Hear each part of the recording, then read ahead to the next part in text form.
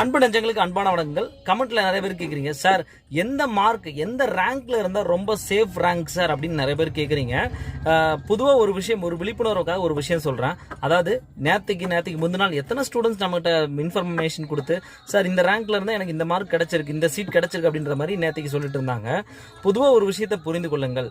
அதாவது ரேங்க் அப்படின்ற அடிப்படையில இந்த ரேங்க்ல இருந்தா சேஃப் ரேங்க் அப்படின்னு சொல்றது முழுக்க ஆயுஷ் சிஸ்டம் ஆஃப் மெடிசனுக்கு கண்டிப்பா ஒத்து வரவே வராது. Completely it is wrong information. ரொம்ப ஃபேக்கான ஒரு விஷயமா இருக்கும்.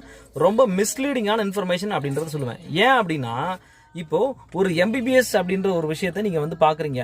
அப்ப அதுக்கு ஒரு ரேங்க் லிஸ்ட் அப்படின்றது என்னன்னா, உங்களுக்கு முதன்மையா ஃபர்ஸ்ட் ஒரு, அதாவது எம்பிபிஎஸ் பொறுத்தவரை மேக்ஸிமம் கவுன்சிலிங் அப்ளிகேஷன் போட்டு எல்லாருமே போற மாதிரி இருக்கும்.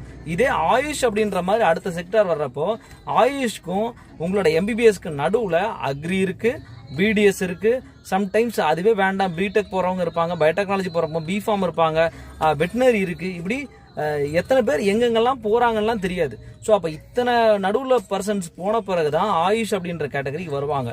இப்படி ஒவ்வொரு நடுவில் இருக்கக்கூடிய இந்த கேப் அப்படின்றது சம்டைம்ஸ் நிறைய பேர் ஆயுஷ்கே வந்துடலாம் அல்லது வராமலும் இருக்கலாம். அதனால தான் டிஃபிகல்ட்டா இருக்கும்னு சொல்றேன். ரேங்க் லிஸ்ட்டை வச்சு டிசைட் பண்ற ப்ராசஸ் வெரி ராங்கான அப்ரோச். தயவு செய்து ரேங்க் லிஸ்ட், ரேங்க் நம்பரை வச்சு இந்த ரேங்க் டு இந்த ரேங்க் அப்படின்ற சொல்ற விஷயத்த தயவு செய்து பிலீவ் பண்ணாதீங்க.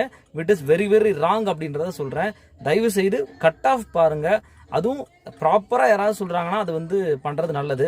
கட் ஆஃப் சார்ந்த இன்ஃபர்மேஷன்ஸ் நான் சொல்றது இல்லை.